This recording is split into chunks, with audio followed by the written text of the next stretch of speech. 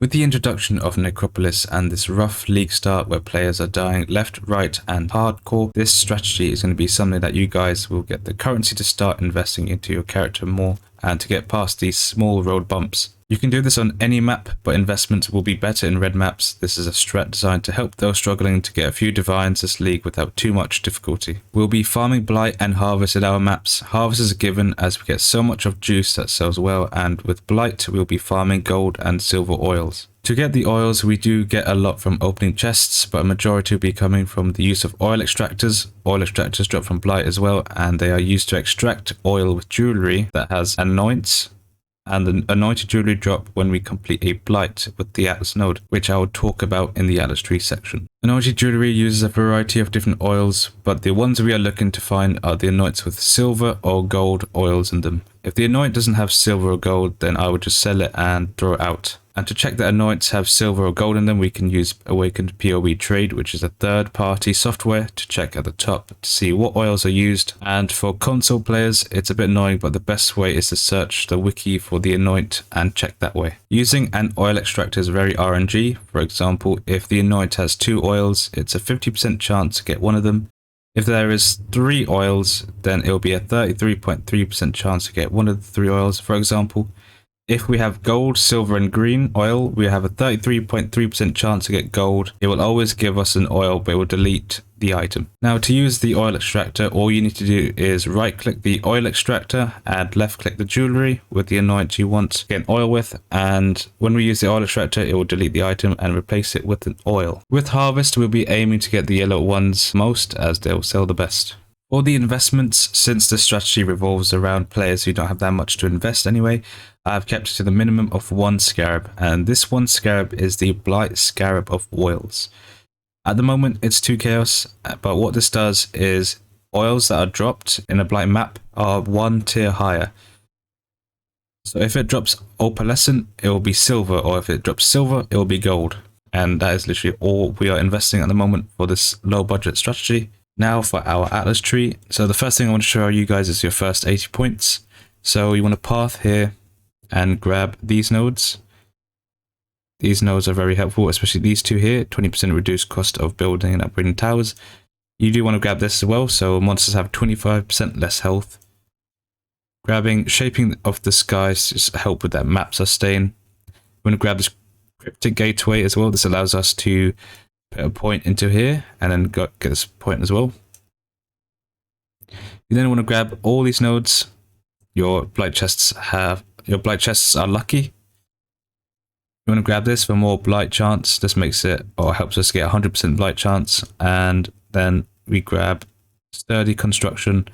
Blight monsters take 12% more damage. And then we take Cassia's Pride. What Cassia's Pride does is our towers do 300% more damage and we do 75% less damage. So if we do no damage to mobs anyway, we might as well take this node, and it actually really helps. It makes everything so much easier. You want to path up here and then grab this one, 10% chance to contain an oil extractor, and oils found in maps have 25% chance to be 1 tier higher, and if this stacks with our other scarab, that's potentially 2 tiers higher. Then we grab distilled fungus, as well anointed jewellery.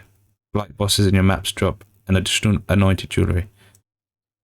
And then once that's done, we want to go back to our gateway and then grab the harvest nodes, with the first one being Bumper Crop, and then the second one being Call of the Grove. Now, with our 100 points, we'll get obviously the same nodes, but we want to grab Amplified Artifacts up here. So it says rare monsters in your maps have 50% increased chance to drop scarabs per monster modifier affecting them. We also want to grab the other Bountiful Harvest, and then we want to grab Doubling Season. And with the endgame tree, we want to collect this node, and then we want to path up this way, and then grab Primal Drought and Wild Drought. And then we're going to path this way and grab Remarkable Relics. I'll put these trees down in the description below, so I'll let you guys know. Now for favorite maps, I have actually put Jungle Valley because of how easy the towers kill creatures, and Jungle Valley also gives us the chance to drop a Fortunate card, and I pair this with Waste Pool, which is a very good layout for Blight, or especially Blighted maps. And since I won't be running blighted maps, I am just going to take Jungle Valley because of how easy it is. Okay, things you want to avoid is avoid using maps that have the modifiers that have enemies cannot be stunned and enemies base action speed cannot be reduced. If you guys are using frost towers or stun towers, then those things will not work. I'm going to show you guys an example of a run, and if you are running T14 maps, choose an influence, whichever is the most profitable at the moment. So when I enter a map, the first things that I want to look for is a blight or a harvest. We're going to be doing both blight and harvests, and if you have a really good defaulted modifier, I'd do that one as well. For example, if monster drops chaos orbs or something.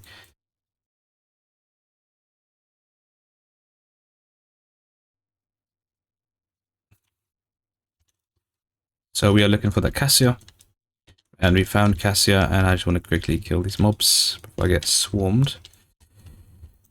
And before they kill me with those absurd modifiers.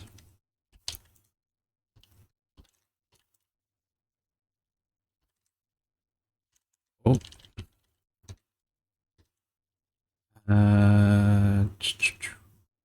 Quite annoying. Anyway, blocking out minion. So first thing you want to do is always portal behind the tower, because if you die, you can always jump out here. And most cases, there'll be no minion towers. So this symbol means that this tower or this portal, which spawns enemies, is immune to fire, which you can see in the map here. It'll be immune to fire. And what I want to do is, since I see two roads, I want to put a minion on the closest road for now and use Scout Tower. This is the one we're going to be using the most. And again, another Scout Tower on this side. I'm going to quickly kill. And once we've done that, as you can see, the Scout Towers are just destroying these minions. Now, you can either put more Scout Towers, which is always the best.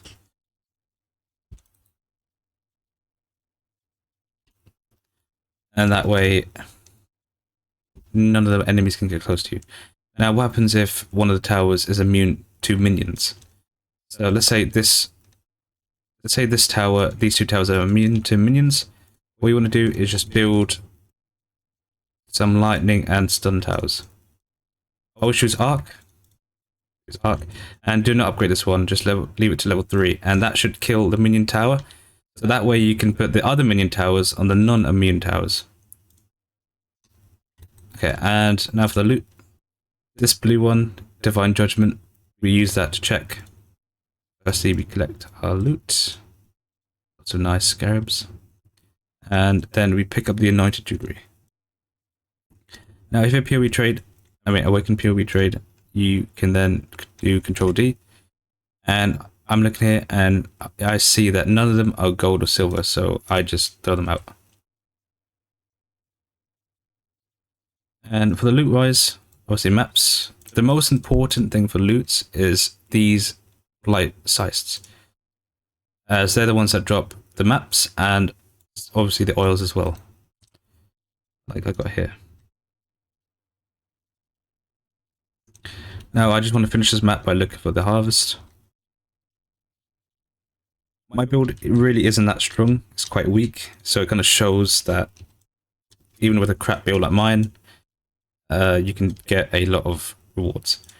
Now for harvest, you always want to go for the ones that have blue names or unique names, and I'm looking at these two, and yellow is always the most profitable, so you always, it's like a priority list, always go for yellow, after that red, and then after that blue. So I want to just kill these mobs now without dying. My build really isn't that strong.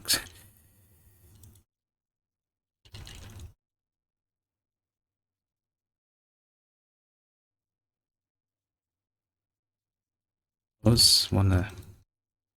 So then I look over here and I see two reds, none of them have blue names. I can either skip it or run it. If you run it, you won't get as much rewards. No name, blue. So I'll run this one.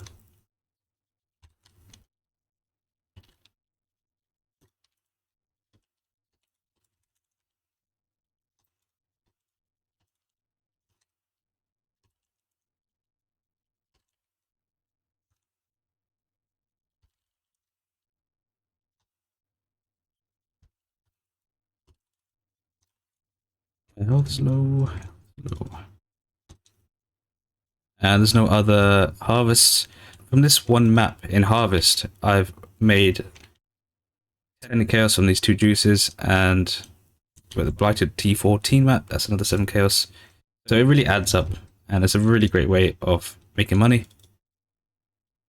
And that's pretty much how I run a map. I ran 60 maps, and this is a loop from 60 maps, and it comes across as 3.5 divines an hour, but that's only taking into account the oils, the maps, and the stack decks, and the harvest as well. It's not taking into account any of the other currencies, any of the divination cards, any of the scarabs, essences, delves, and even these anointed jewelry.